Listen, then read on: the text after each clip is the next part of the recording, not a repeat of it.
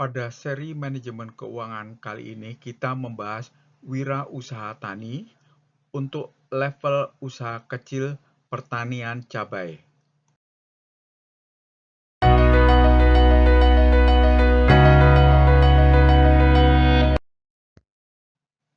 Untuk membahas pembukuan pertanian cabai selama 3 bulan, kita mengambil contoh seorang petani yang menanam cabai di lahannya seluas 1000 meter persegi dan panen setelah 3 bulan. Dan kita akan mencoba membuat buku kas harian, laporan laba rugi, dan laporan neraca.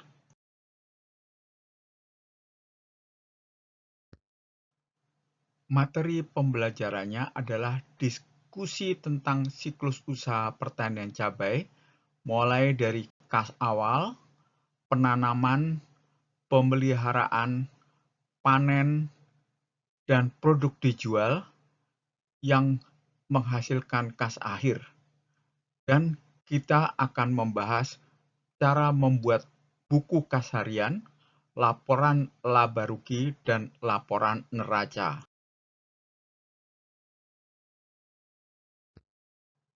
Siklus usaha dimulai tanggal 1 Januari 2025, yaitu kas awal dari modal sebesar 8 juta yang dicatat dalam pemasukan, sehingga saldonya adalah 8 juta. Kemudian tanggal 1 Januari 2025, petani melakukan sewa lahan untuk 3 bulan sebesar Rp500.000 yang dicatat dalam pengeluaran, sehingga saldonya adalah 8 juta dikurangi 500.000 adalah 7.500.000. Setelah transaksi tersebut, maka mari kita menyusun laporan neraca per 1 Januari 2025 yang juga disebut sebagai neraca pembukaan. Neraca dimulai dari kotak sisi pasifa, yaitu modal atau ekuitas sebesar 8 juta yang dimasukkan sebagai kas awal sebesar 8 juta. Kemudian pada sisi aktiva terlihat bahwa uang tersebut digunakan untuk menyewa lahan sebesar 500.000 atau setengah juta yang tercatat pada aktiva lancar. Sehingga uang kas akan menjadi 8 juta dikurangi 500.000 sebesar 7,5 juta, yaitu juga sebagai kas akhir. Pada kotak aktiva, kita melihat bahwa aktiva tetap tidak ada, sehingga total aktiva adalah 8 juta. Kemudian kita melihat pada kotak pasiva, dan melihat bahwa hutang, baik hutang bank maupun hutang dagang itu tidak ada. Sehingga total pasiva adalah 8 juta. Dan kesemuanya ini dapat digambarkan pada neraca berikut ini.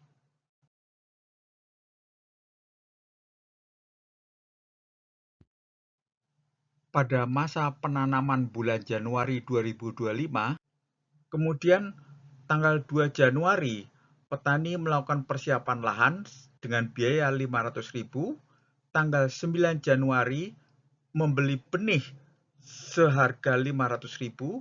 Tanggal 10 Januari membeli pupuk seharga 1,5 juta. Tanggal 15 Januari membeli mulsa plastik seharga 500.000. Kemudian tanggal 20 Januari membeli pestisida seharga 200.000 dan tanggal 30 Januari biaya tenaga kerjanya adalah 1,8 juta rupiah, sehingga saldonya adalah 2,5 juta rupiah.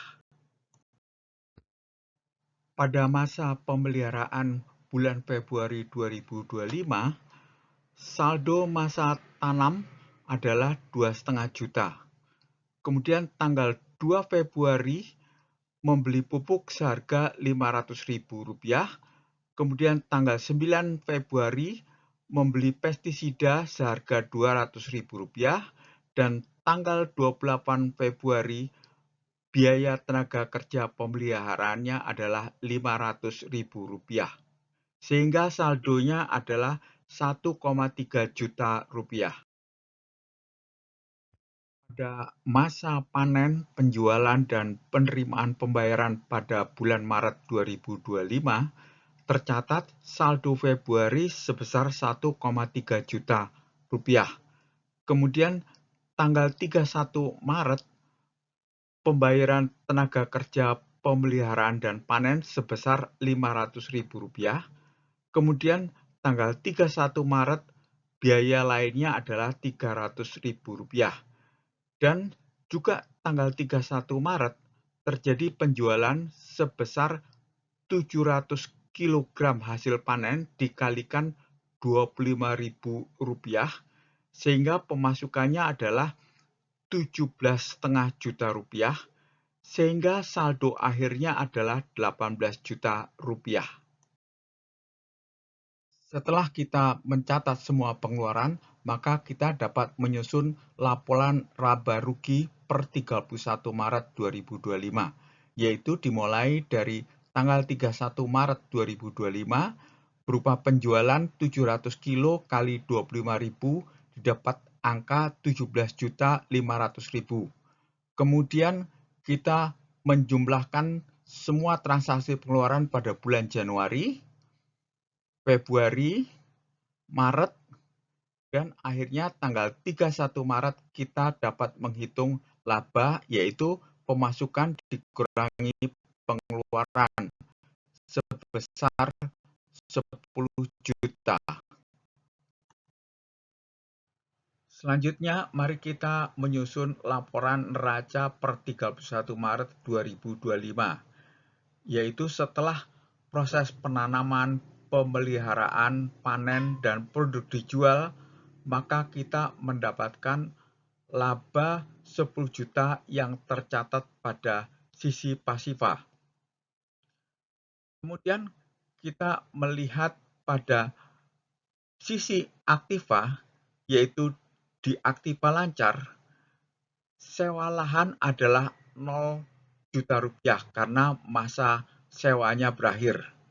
Dan uang kasnya bertambah 10 juta menjadi 18 juta, yang merupakan juga adalah posisi kas akhir sebesar 18 juta. Jadi, aktiva totalnya berjumlah 18 juta dan pasifa totalnya juga berjumlah 18 juta. Dan secara neraca kita dapat gambarkan sebagai berikut. Demikianlah pembahasan kita kali ini, dan terima kasih. Sampai jumpa pada pembahasan berikutnya.